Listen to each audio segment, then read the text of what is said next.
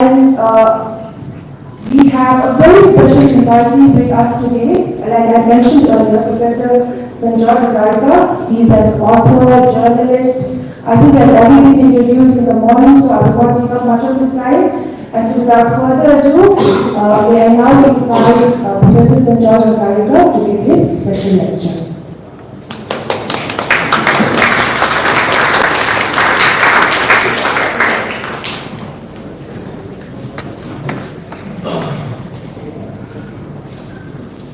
Good afternoon, everyone. It's that time of the day, isn't it? End of a conference, you're tired, you listen to an unending flow of words and ideas, and the mind is saturated, but I promise that I shall not take long.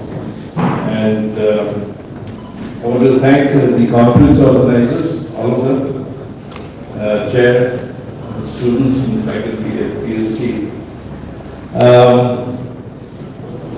So this unending volume and flow of words and narratives, which I think has provoked, interested, and energized some of you, or all of you perhaps, it certainly has given me a lot of food for thought, is coming to a close. And apart from the very distinguished and unique lectures by Professor Ram Guha, Professor Joy Pachaur, Professor Duncan McRae,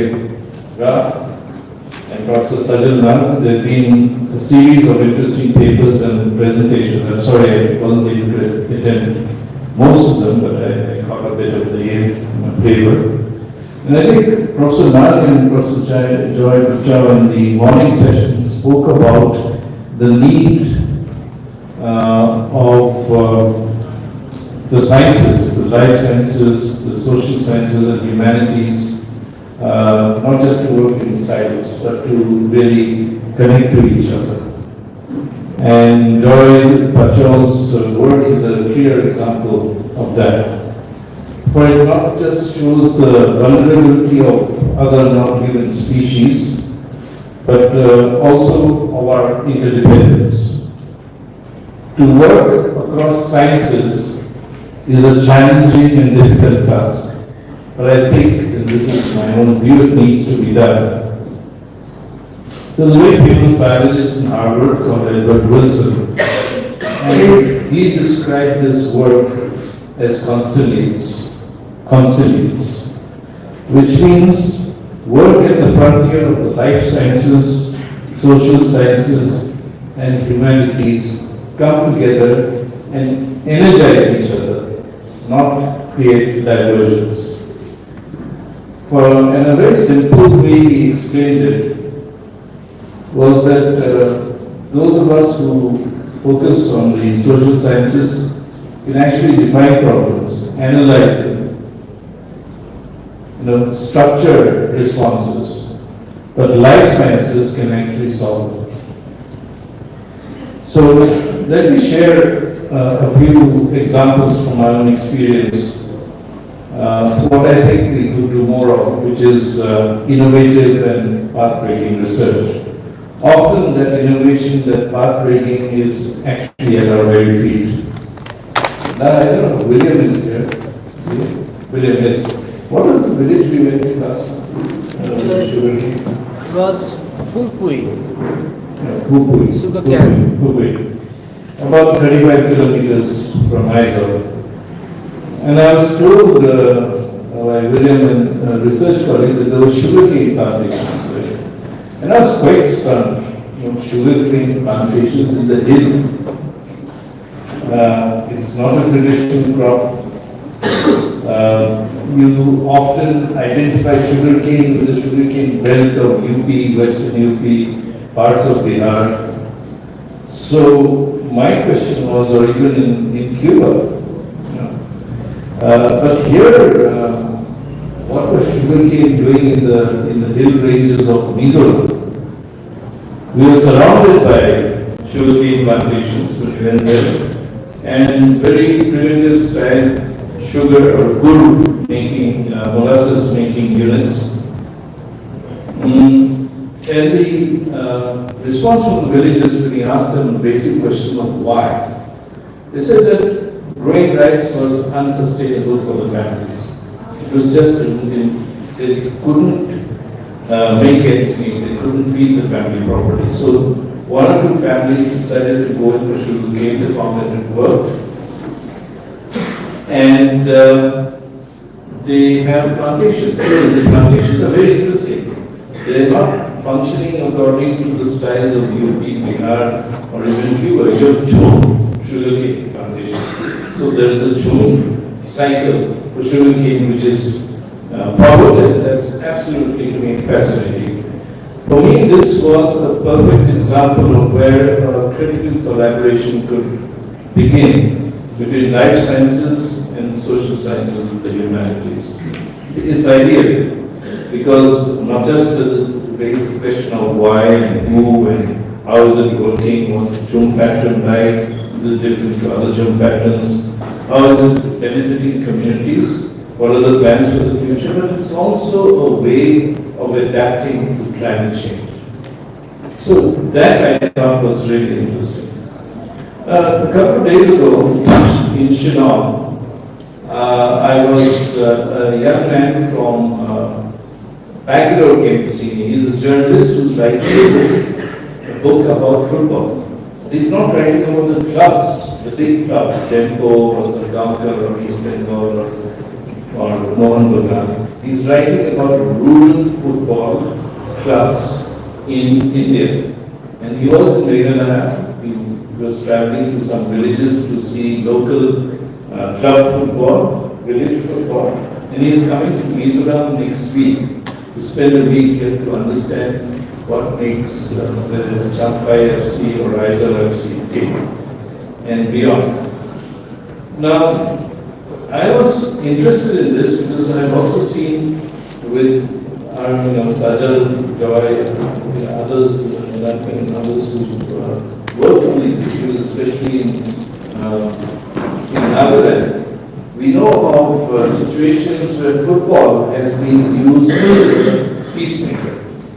So a few years ago, there were the longest negotiations in Nagaland is not between Nagas and the government of India, it's between Nagas of different factions. So they don't attack each other. And the one faction played against the dominant faction. I don't recall, who won. But the fact is that they played each other, all these guys, African, and some running quickly. Basically to try and cement peace between rival groups.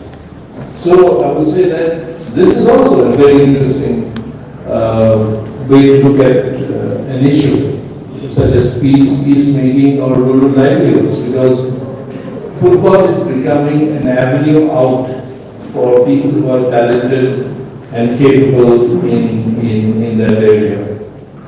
And this is how sports can change lives and even nations, because for those of you who follow football, you will recall that I think about 10 or 12 years ago, when the Ivory Coast finally made the World Cup, the team stood together and called on the politicians to bring in democracy, to have elections, and stand behind them as a united nation to support them in the World Cup. And that actually happened. So put the past behind and come behind us. Now finally, I want to talk about something on which I have deep personal experience, which is briefly mentioned, I think, in the introduction about boat clinics in Assam. Now, how many of you have traveled to Assam and traveled to Assam? You've seen the Brahmaputra, you've seen the river.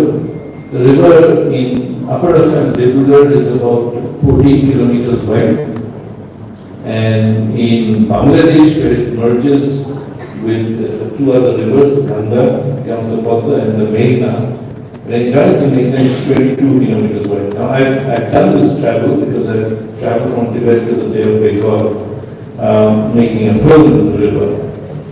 But what I'm talking to you is not about, want to talk to you is not about travel, it's about a life-changing experience, which prompted research and prompted a shift in trajectory in my life and career. I was traveling on a ferry. We have these ferries across the Brahmaputra, and we were traveling, the filmmaker Janu Barua and I, and our team, to a great island in the heart of the river called Majuli. And on that boat trip, we heard of a story, a very tragic story of a young woman who had died in childbirth on that ferry coming from Majuli to the mainland.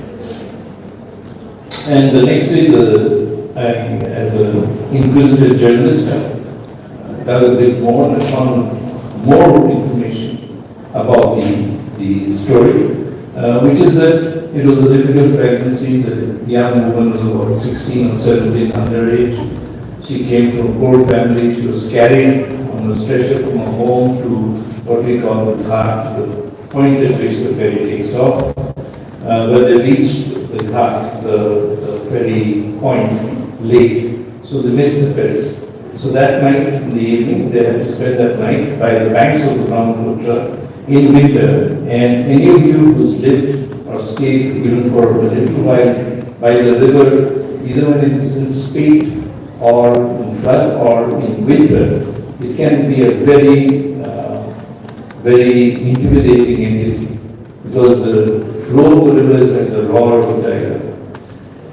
So they made the ferry the next morning, but she passed away on the journey.